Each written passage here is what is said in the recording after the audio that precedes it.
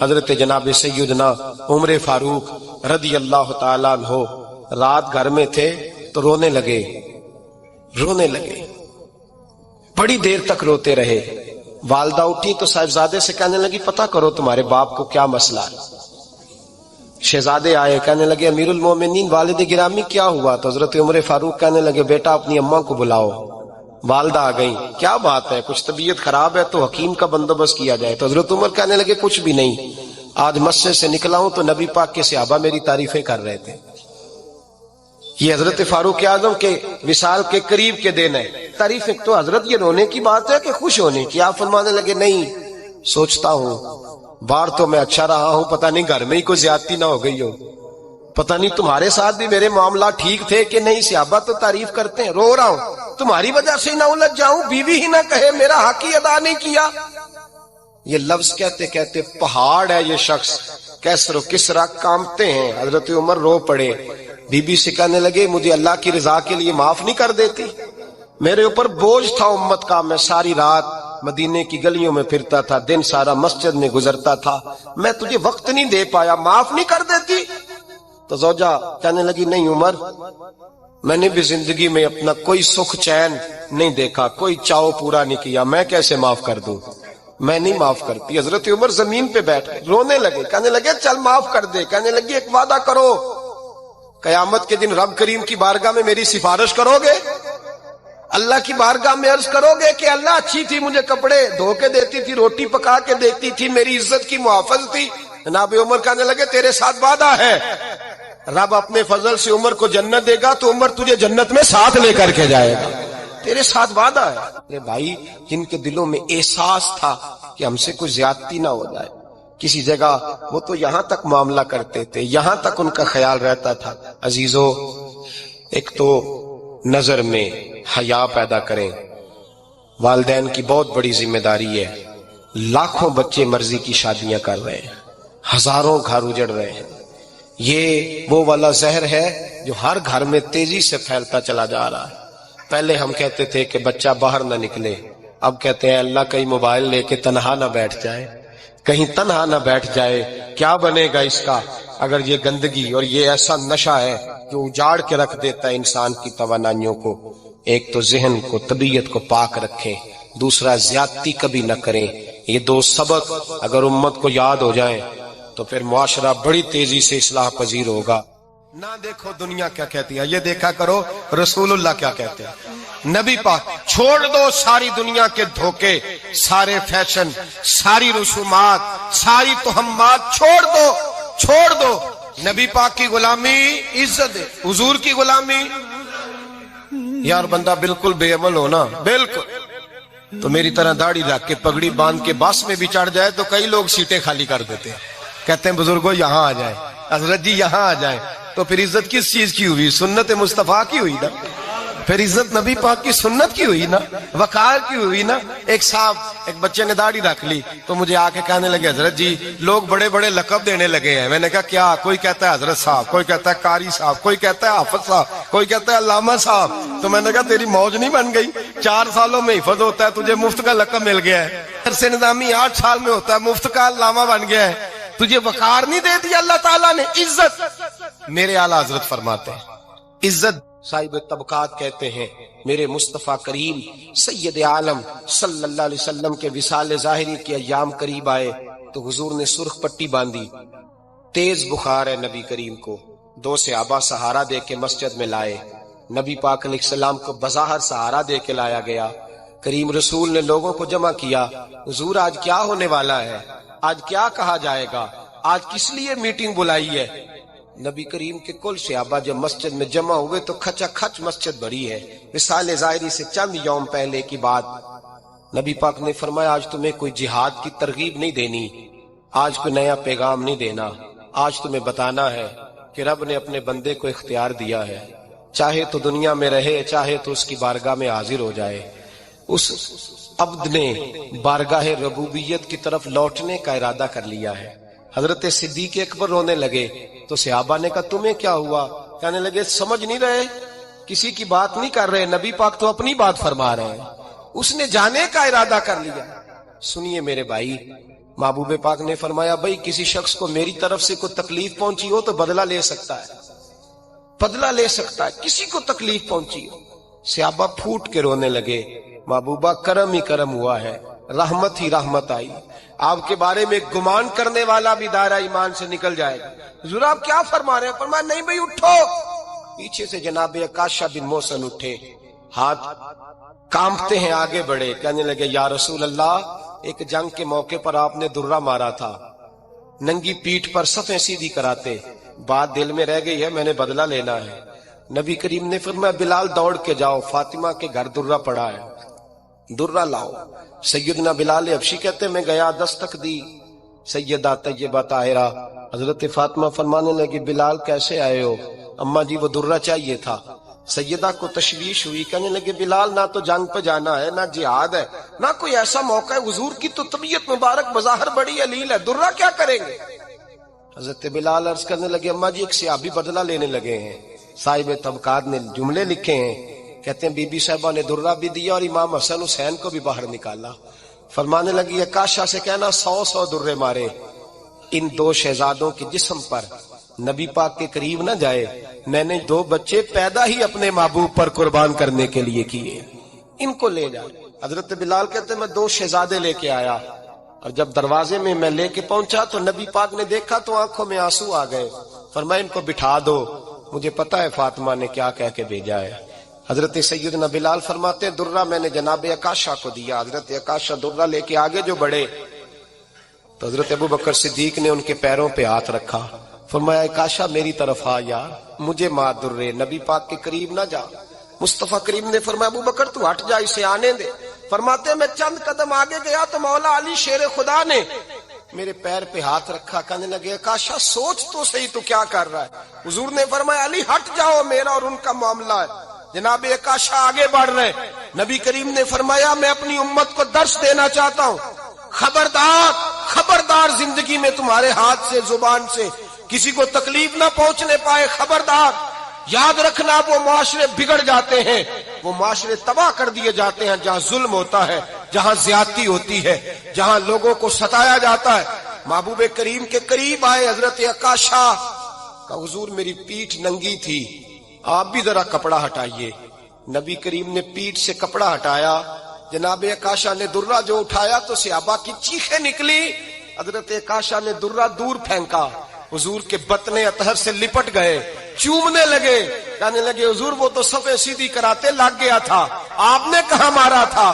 یا رسول اللہ میں تو بہانہ بنا رہا تھا کہ جاتی دفعہ مجھے وجود چومنے کا موقع نصیب ہو جائے، مجھے یہ موقع نصیب ہو جائے۔ میرے حبیب نے فرمایا جس نے جنتی دیکھنا ہو میرے عکاشہ کی زیارت کر لے۔ حضرت سلمان فارسی گورنر تھے، کھانا کھا رہے تھے، دسترخوان بچھا تھا، رسول پاک صلی اللہ علیہ وسلم کا فرمان ہے روٹی کا لقمہ دسترخوان پہ گرے اٹھا کے کھا لو، اللہ تمہاری بخشش فرما دے گا۔ دسترخوان صاف ہوتا ہے، روٹی، بڑے گورنر تھے آپ، بڑے بڑے سفیر بیٹھے تھے، وزیر بیٹھے تھے، روٹی کا لقمہ گر گیا۔ آج تو لوگ فیشن میں عزت ڈھونڈتے ہیں نا، وقار ڈھونڈتے ہیں کہ میں جدید دنیا کے ساتھ مل جاؤں، میں معاذ اللہ لڑکی لڑکے کٹھے بٹھا کے منگنی کروں تو میں ماڈرن شمار ہو جاؤں گا، میں بڑے بڑے ڈھول بجاؤں تو ماڈرن بنوں گا، میں اگر مہندی پہ سارے تماشے کر ڈالوں تو میں ماڈرن ہوں۔ دیکھو عزت کس بات میں۔ حضرت سلمان فارسی روٹی کھا رہے تھے، سفیر وزیر نہ جانے بڑے بڑے لوگ بیٹھے تھے، کھانا کھاتے کھاتے لقمہ گرا دسترخوان پہ، حضرت سلمان فارسی نے سمیٹا، منہ میں رکھا، پھر انگلی مار کے دسترخوان صاف کیا۔ ایک صحابی کان میں کہنے لگے سلمان کیا کر رہے ہو؟ کیا کر، آپ گورنر ہے، سوچئے تو صحیح، یہ لوگ کیا کہیں گے دنیا دار کے مسلمانوں کو روٹی نہیں ملتی، اٹھا اٹھا کے کھا رہے۔ کان میں بات کی، کان میں۔ حضرت سلمان فارسی کان میں جواب دے سکتے تھے، کہہ سکتے تھے نہیں ایسے ہی کرنا ہے، انہوں نے کان میں بات کی، لیکن جناب سلمان فارسی اعلیٰ اعلان بولے، کہنے لگے ان 4 5 6 دنیا داروں کے لیے میں اپنے نبی کا طریقہ چھوڑ دوں، اپنے رسول کی سنت چھوڑ دوں؟ یہ 4 5 دنیا دار دنیا کی طرف دیکھ کے میں مصطفیٰ سے منہ موڑ لوں؟ پھر جوش جذبات میں سر سے پگڑی اتار دی، رونے لگے۔ آپ فرمانے لگے میں مدینے کے بازاروں میں کھجوریں اتارتا تھا، نوکریاں کرتا تھا، یہ جو میرے سر پر عزت کے بال ہیں یہ محمد عربی کے اگائے ہوئے ہیں، رسول اللہ کے اگائے ہوئے ہیں. اور بھائیو حد ہو گئی. حضرت بلال رضی اللہ تعالیٰ. حضرت بلال آئے جناب عمر سے ملنے. کیسے کسرا بھی آئے تو عمر خاطر میں نہ لائے. پر بلال حبشی دروازے پہ داخل ہوئے تو فاروق اعظم نے کرسی چھوڑ دی. ہاتھ باندھ کے کونے میں کھڑے ہو گئے. کالا رنگ ہے, نام بھی لکھنا نہیں جانتے, زمانے میں تعارف کوئی نہیں. حضرت عمر نے ہاتھ باندھا ہے. لوگ کہنے لگے عمر تو کیسے ہو, کسرا سے نہیں ڈرتا, یہ کون آ رہا ہے جس کے لیے تیرا اتنا استقبال ہے؟ حضرت عمر کہنے لگے چپ کر جاؤ, اس کی بات نہ کرنا, اسے آنے دو, اس کی بات نہ چھیڑنا. حضرت سیدنا بلال آئے, کہنے لگے امیر المومنین کیا کر رہے ہو؟ فرمایا نہیں چپ کر یار. بازو پکڑا, اپنی کرسی پہ بٹھایا. حضرت بلال کہنے لگے حضور میں غلام ہوں, مجھے تو طریقے بھی نہیں آتے ان کرسیوں پہ بیٹھنے کے, میں تو غریب ماں کا بیٹا, غلام باپ کی اولاد, سلیقہ, یہ آپ کیا کر رہے ہیں؟ تو حضرت عمر کہنے لگے بلال تھا تو غلام ہی, پر جب سے مصطفیٰ کا غلام بنا ہے تو ہمارا امام بن گیا ہے, اب تو امام ہے رسول اللہ کی امت کا. فرمایا وہ مجھے دن یاد ہے جب مکہ فتح ہوا تھا, بت ٹوٹ گئے تھے, بڑے بڑے سردار تھے, اور میرے نبی نے فرمایا بلال سے کہو کعبے کی چھت پہ چڑھ کے اذان دے. تو لوگوں نے کہا حضور یہ سارے جل گئے ہیں, کسی اور کی ڈیوٹی لگا دے. حضور نے فرمایا چپ کرو, بدر میں مار کھا کے اذان پڑے تو بلال, احد میں پتھر برسے اذان پڑے تو بلال, تپتے صحراؤں میں پڑے تو بلال, ہر جگہ مار کھائے تو بلال. اور آج اگر اللہ نے عزت دی ہے تو میں لوگوں کو دیکھ کے بلال کو عزت نہ دوں؟ میں بتانا چاہتا ہوں کہ رسول اللہ کی غلامی میں عزت ہے. فرمایا کوئی اوپر نہیں چڑھے گا, ابو بکر بھی نیچے, عمر بھی نیچے, عثمان و علی, طلحہ اور زبیر بھی نیچے. آج یہ حبشی غلام کعبے کی چھت پہ چڑھے گا اور میں دنیا کو بتاؤں گا کہ اصل عزت اسی کے پاس ہوتی ہے جو رسول اللہ کا غلام ہوا کرتا ہے. حضرت بشر حافی رحمت اللہ علیہ سے سارا زمانہ پیار کرتا تھا. بغداد کا ایک تاجر کہتا ہے مجھے نہیں بابا اچھا لگتا تھا. ہمارا اپنا ذہن ہے نا, ہم کہتے ہیں میں نے جدھر ساری دنیا جا رہی ہے وہاں نہیں جانا. کہتے ہیں کہ وہ بابا مجھے نہیں اچھا لگتا تھا, حالانکہ سارا بغداد عزت کرتا. کیوں نہیں اچھا لگتا تھا؟ کہتے ہیں اس لیے کہ بابا نہ صرف فرض مسجد میں پڑھتا تھا, باقی نماز گھر جا کے. تو میں کہتا تھا اتنا ولی ہے تو باقی بھی مسجد میں پڑھے. کہتے ایک دن میں نے کہا جسوسی کرنی ہے اس کی, جو کہ اسلام میں منع ہے. کہتے حضرت بشر حافی رحمت اللہ علیہ نے جمعے کے فرض پڑھے, فرض پڑھ کے نکل گئے دوڑ کے. فرماتے ہیں میں پیچھے ہو گیا, میں نے کہا آج میں نے سنتیں چھوڑ دی ہیں پر اس کا پتہ کرنا ہے, سنت نفل بعد میں پڑھوں گا. کہتے ہیں حضرت بشر حافی جلدی سے نا ایک کباب والی دکان پہ گئے, وہاں سے کباب خریدے. اور میں نے کہا بوڑھے کی عمر دیکھو اور اس کے ذائقے دیکھو, اس عمر میں بھی کباب کھائے گا. اوئے ہوئے, مولوی کو روٹی نے ستایا تھا اس لیے سنت اور نفل چھوڑ آیا ہے. کہتے ہیں تھوڑا سا وہ آگے بڑھے تو نان بھائی کی دکان سے نا نان خریدے. میں نے کہا دیکھو یار, دیکھو اس کے ذائقے, گرم نان کھائے گا. بہت سارے لوگ بغداد میں رات کی روٹی کھاتے پر یہ گرم کھاتا ہے.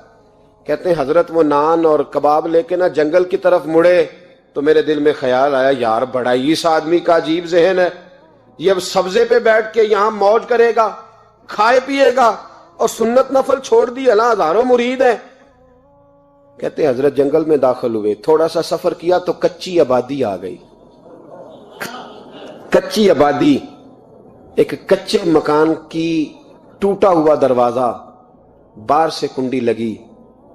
بغداد کے ننگے پاؤں چلنے والے ہزاروں مریدوں کے اس پیر نے کنڈی کھولی, اندر گئے, ایک فالج زدہ بابا جی بیٹھے. کہتے ہیں حضرت بشر حافی نے اپنی پگڑی کھولی اور اس آدمی کے منہ سے پانی نکل رہا تھا, رال ٹپک رہی تھی. کہتے ہیں پہلے اپنی پگڑی سے منہ صاف کیا, پھر پیالے سے پانی ڈال کے منہ دھویا, پھر حضرت اس کے ٹانگوں پہ کپڑا ڈال کے روٹی کا لقمہ توڑ کے اس کے منہ میں ڈال کے کہنے لگے بابا ناراض نہ ہونا, جمعے والے دن مجھے دیر ہو جاتی ہے, ابھی تو میں نے سنت اور نفل بھی پڑھنے ہیں, ناراض نہ ہونا مجھے دیر ہو جاتی ہے. کہتے ہیں وہ بابا رو پڑا اور کہنے لگا بشر یار 14 سال ہو گئے تو روز آتا ہے. 14 سال, یہ 1 صدی کا قصہ ہے, 2-4 برس کی بات نہیں. 14 سال سے تو روز آتا ہے. میں پتہ نہیں کب تک لاش بنے پڑا رہوں گا، تو کب تک آئے گا؟ حضرت بشر عافی نے بابے کے آنسو پوچھ کے کہا بابا فکر نہ کر، آج کے بعد یہ جملہ نہ کہنا کہ تو میرے لیے بوجھ ہے۔ فرمایا لوگ سمجھتے ہیں کہ میں نے عبادت کر کے مقام پایا ہے، لوگ سمجھتے ہیں میں نوافل زیادہ پڑھتا ہوں، دنیا جانتی ہے کہ میری رات کی تسبیح زیادہ مضبوط ہے، پر میں ان میں سے کوئی بات بھی نہیں، میں تو تیری نوکری کرتا ہوں تو اللہ نے میری عزتوں میں اضافہ فرما دیا ہے۔ سوچ ہی صاف نہیں، نظریہ ہی ٹھیک نہیں، فکر ہی ٹھیک نہیں۔ اسلام نظریے کا مذہب ہے۔ کرتا ہوا اقبال اپنے آپ کو،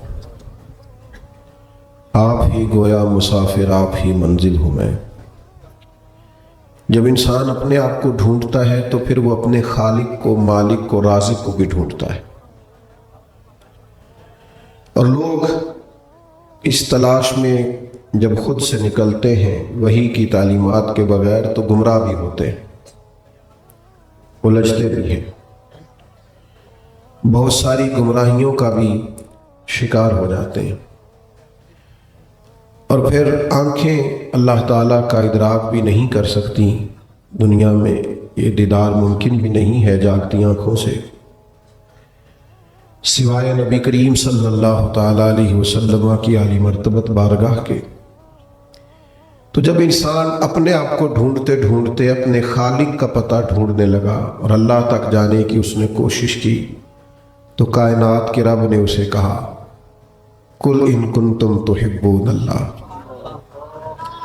اے محبوب آپ ان سے فرما دیں اگر تم اللہ سے محبت کرنا چاہتے ہو تو فاتبعونی، میری پیروی کرو، یحببکم اللہ، اللہ خود تم سے محبت فرمائے گا۔ ساری کائنات میں ہی اللہ تبارک و تعالیٰ کی نشانیاں موجود ہیں، پر رب کے ہونے کی سب سے بڑی نشانی، سب سے بڑی دلیل ذات رسالت مآب صلی اللہ تعالیٰ علیہ وسلم۔ یا ایہا الناس قد جاءکم برہان من ربکم، اے لوگو تمہارے پاس نبی کریم علیہ السلام کی صورت مبارکہ میں اللہ کی دلیل آ گئی۔ کوئی بھی جب اپنے رب تک جانا چاہے گا، اپنے مالک کو، خالق کو، رازق کو ڈھونڈنا چاہے گا، تو اس کے پاس ایک ہی حل ہے کہ وہ دروازے رسول تک جائے، نبی پاک صلی اللہ تعالی علیہ وسلم کی عالی مرتبت بارگاہ تک جو پہنچ جائے گا، جو یہاں تک محبوب کے قدموں تک آئے گا، اسے اللہ تبارک و تعالیٰ کی معرفت بھی نصیب ہوگی۔ موبائل والے بھائی میری طرف دیکھیں ذرا، کہ جب وہ مالک کریم کی بارگاہ تک رسائی چاہے گا تو ایک ہی حل ہے کہ نبی کریم علیہ السلام کی بارگاہ تک جائے۔ صحابہ بھی جب اللہ کی محبت میں خود رفتہ ہوئے تو عرض کی کہ یا رسول اللہ ہمیں بتائیے نا ہمارا رب کہاں ہے۔ اور یہ سوچ بڑی پیاری ہے۔ حضور فرماتے ہیں تم نے سے جس کا رب سے ملنے کو جی چاہتا ہے نا، اللہ بھی اس کی ملاقات کو پسند فرماتا ہے۔ عرض کی کہ یا رسول اللہ بڑا دل کرتا ہے مالک کا دیدار پائیں، اس کے حضور حاضر ہوں، تو اللہ نے فرمایا وَإِذَا سَأَلَكَ عِبَادِي عَنِّي فَإِنِّي قَرِيبٌ۔ محبوب جب آپ کے پاس آ کے میرے بندے میرے بارے میں پوچھیں تو ان سے کہیں میں ان کے قریب ہی تو ہوں، جب دعا مانگیں گے میں قبول کروں گا۔ تو میرے عزیز، نبی پاک علیہ السلام کی عالی مرتبت بارگاہ تک جب رسائی ہو جاتی ہے نا، انسان حضور کے قدموں تک پہنچتا ہے تو اسے معرفت الہی نصیب ہوتی ہے، اور معرفت الہی نصیب ہوتی ہے تو اسے خود شناسی حاصل ہوتی ہے، اسے اپنے آپ کا پتہ چلتا ہے۔ وہ حضور علیہ السلام کی سنت تک، شریعت تک، نبی پاک کے ارشادات تک، حضور کی دی ہوئی تعلیمات تک جب پہنچتا ہے تو اسے پتہ چلتا ہے میں کون ہوں، میں کیا ہوں، مجھے کس طرف جانا۔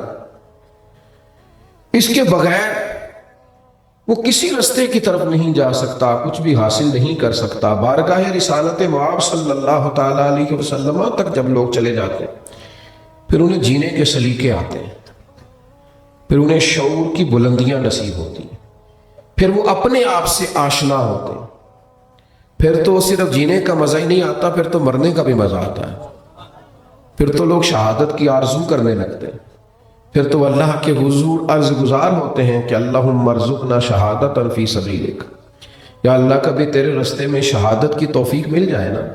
یہ جو نبی پاک کی بارگاہ تک جانا ہے نا. اچھا پھر ایک اور بات بھی، ہمارے جو صوفیاء ہیں انہوں نے معرفت الہی پر گفتگو کرتے کرتے دو اصطلاحیں جو تصوف کی اصطلاحات ہوتی ہیں اس میں سے دو باتیں انہوں نے یہ بیان کی ہیں کہ ایک نفی ہے اور ایک جمع ہے. یعنی جب بندہ اللہ کی طرف جاتا ہے تو یہ مقام نفی ہے، اسے بڑا کچھ قربان کرنا پڑتا ہے، بڑی خواہشات کو چھوڑنا پڑتا ہے، بڑے سخت مجاہدے اور ریاضتیں کرنی پڑتی ہیں، وہ مقام نفی ہے.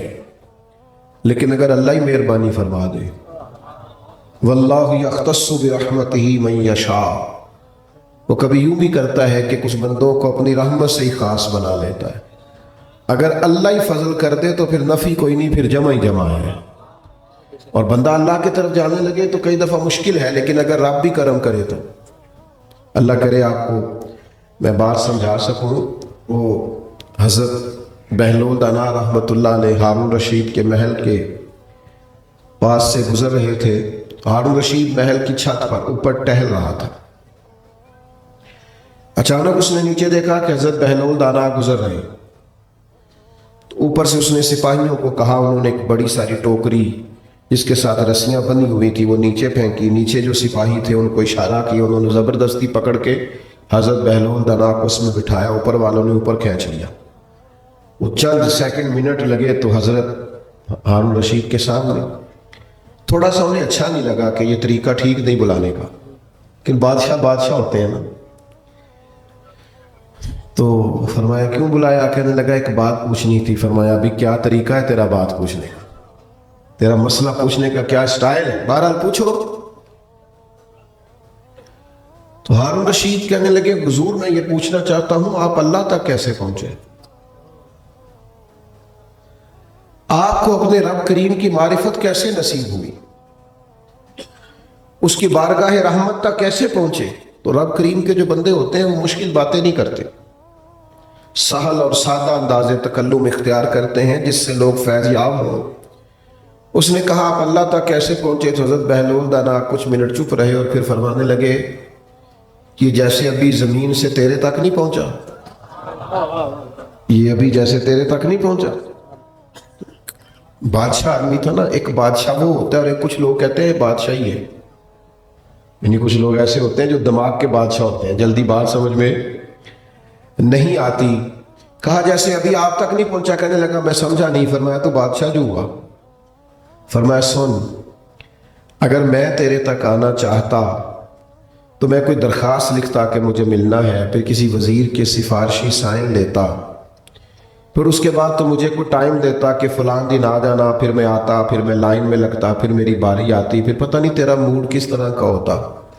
جب میں چاہتا تو بڑا ٹائم لگ جاتا، لیکن جب تو نے چاہا ہے تو مانا کہ محبت کے سفر میں ہر گام پہ 100 مشکل ہے، لیکن یہ سفر آسان بھی ہے اگر ساتھ تمہارا ہو جائے. جب تم نے چاہا تو پھر ایک منٹ بھی نہیں لگا. فرمانے لگے میں رب تک جانا چاہتا تو پتہ نہیں جا سکتا تھا کہ نہیں، اسی نے فضل فرمایا. اللہ کریم نے رستہ دیا ہے. فرمایا تم آنا چاہو پتہ نہیں آ سکو کہ نہیں. فتبعونی، محبوب کی غلامی کرو، نبی پاک کے نقش قدم چلو، حضور کی تعلیمات کو اپناؤ. یحببکم اللہ، اللہ خود تم سے محبت فرمائے گا. ہمارا یہ مسئلہ ہے کہ ایک تو ہم محبت کے معاملے میں بڑے عجیب واقعہ ہوئے. وہاں محبت کرتے ہیں جہاں نقصان ہوتا ہے.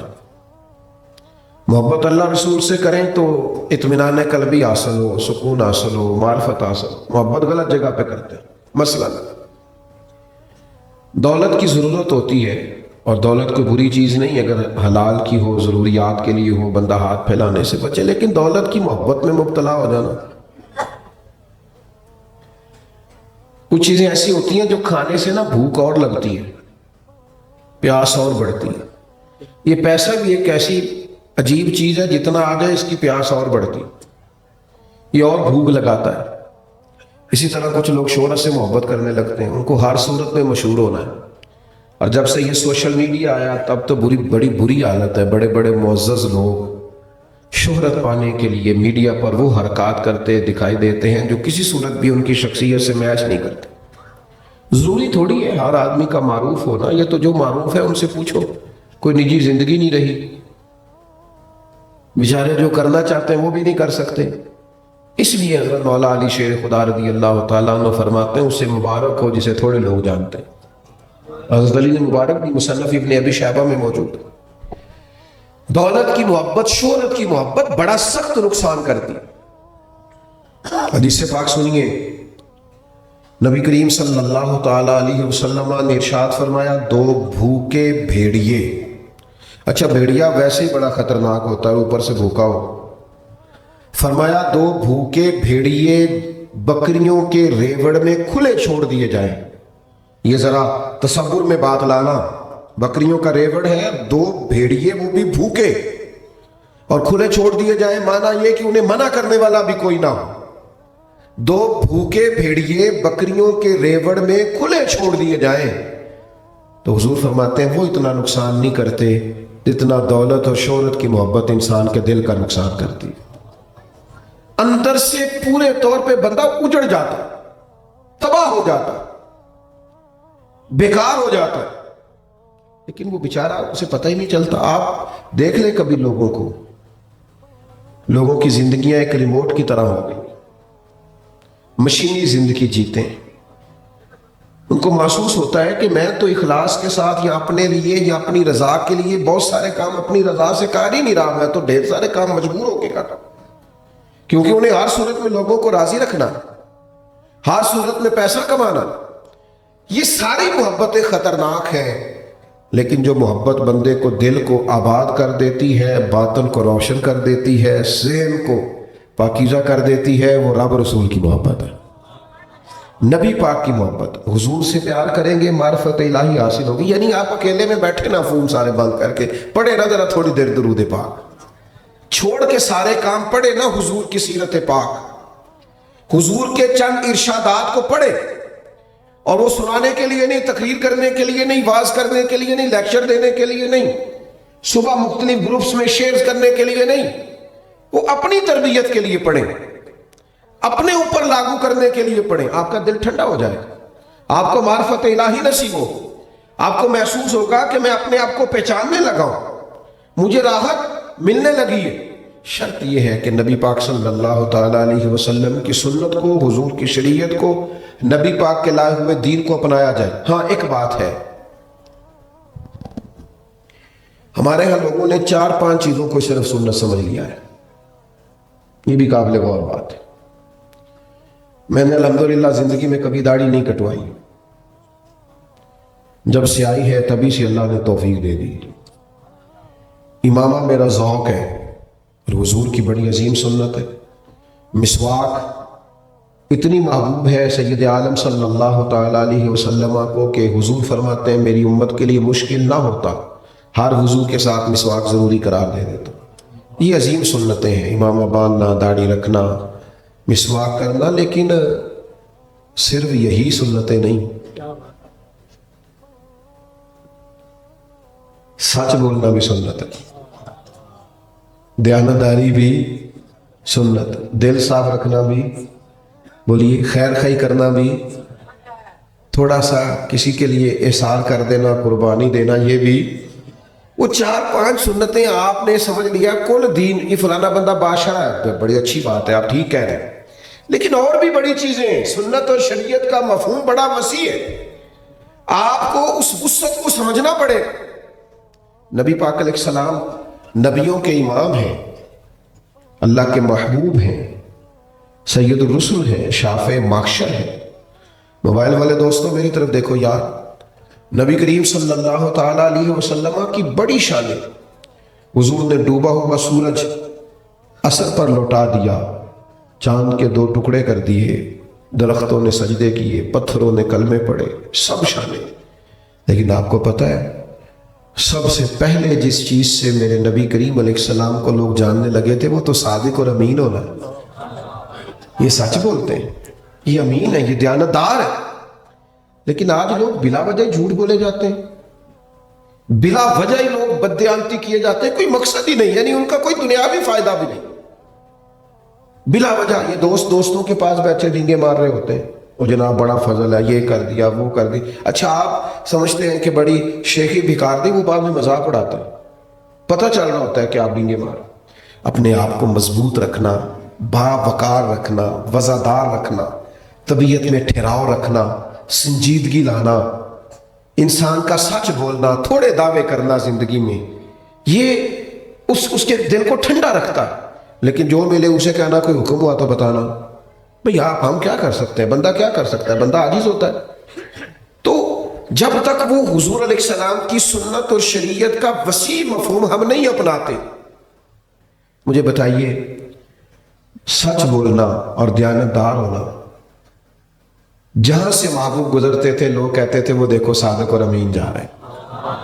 ये कितनी बड़ी नबी पाक अलैहिस्सलाम की नात थी जो लोग कहा करते थे, नौजवानों सच बोलोगे तो तुम्हारा वकार बढ़ जाएगा, तुम्हारा मुआशरे में एतबार बढ़ जाएगा। लोग कहेंगे कि ये शख्स जो कहता है वो करता है, अपने वादों की पासदारी करता है, इसे अपने लफ्जों का भरम रखना आता है, ये अपने जुमलों की लाज रखनी जानता। ये हुजूर अलैहिस्सलाम की सुन्नत और शरीयत को अपनाए, आप किसी मकाम पर भी हो, कोई खिलाफ वाक़या बात ना करें, आप सच बोले, दयानतदार रहे। अबू सुफियान, जनाब अबू सुफियान रज़ी अल्लाह तआला अन्हु, अल्लाह ने बाद में तौफीक दी, मुसलमान हो गए। फरमाते हुजूर अलैहिस्सलाम ने ना सुलह हुदैबिया के बाद मुख्तलिफ बादशाहों को खतूत भेजे थे कि दीन कबूल कर लो, और इस्लाम की रोशन तालीमात से नबी पाक अलैहिस्सलाम ने उन्हें रोशनास कराया, कुछ चीज़ें लिख के भेजी। तो शाह रूम को भी नबी पाक सल्लल्लाहु ताला अलैहि वसल्लम ने खत लिखा था कि तो दीन में आ जा। ये बड़ा ज़ीरक आदमी था, समझदार था, मामला फहम था। हमारे यहाँ तो ज़्यादातर चीज़ें जज्बाती होती हैं ना, फैसले भी जज्बाती, नारे भी जज्बाती, जमातें भी जज्बाती नारों पे खड़ी हो जाती हैं और बड़ा कुछ होता है। लेकिन कुछ लोग ऐसे होते हैं जो चीज़ों को पूरे तौर पर देखने के आदी होती हैं, गहराई में भी उतरते हैं और गहराई में भी जाते हैं। तो शाह रूम बड़ा सियाना आदमी था। उसने कहा यार इन्होंने दावा नबूवत किया है, कमाल कर दी इन्होंने, मुझे भी दावत दी, लोगों को भी, कोई इनके इलाके का सरदार यहाँ आया हो ना तो उसे बुला के लाओ। जनाब अबू सुफियान कहते हैं मैं हम दोनों वहाँ गया हुआ था, मुझे बुला के ले गए, मुझसे तारुफ पूछा तो मैंने कहा ये महबूब अलैहिस्सलाम रिश्ते में मेरे भतीजे हैं। कहा ताल्लुकात कैसे हैं? मैंने कहा ताल्लुकात ये हैं कि हम जंगें लड़ते हैं आपस में, क्योंकि अभी तक तो ये दूसरी तरफ से सिपा सालार बन के जाते थे, हम शदीद मुखालफत करते हैं माज़, कभी हम गालिब आते हैं और कभी कुछ और रंग भी हमें देखने को मिलता है। अपने अंदाज में उन्होंने गुफ्तगू की। बहुत सारे सवालात शाह रूम ने पूछे। जवानों गौर करना मेरी बात पर, बहुत सारे सवालात के अंदर एक सवाल उसने ये पूछा कि बताइए कि जिस महबूब अलैहिस्सलाम ने दावा नबूवत किया है, क्या कभी उन्होंने झूठ भी बोला? कभी? तो अबू सुफियान कहते हैं मैं थोड़ी देर के लिए चुप कर गया, फिर बात दोहराई, तो फिर जुबान हाल से बोले, कहने लगे देखिए वो रिश्ते में मेरे भतीजे हैं, मुखालफत अपनी जगह पे, पैदा किए जाए, उनको उलझाया जाए, वो मुल्हिदीन का अलाकार बने हुए, ईमान के डाकू, ईमान के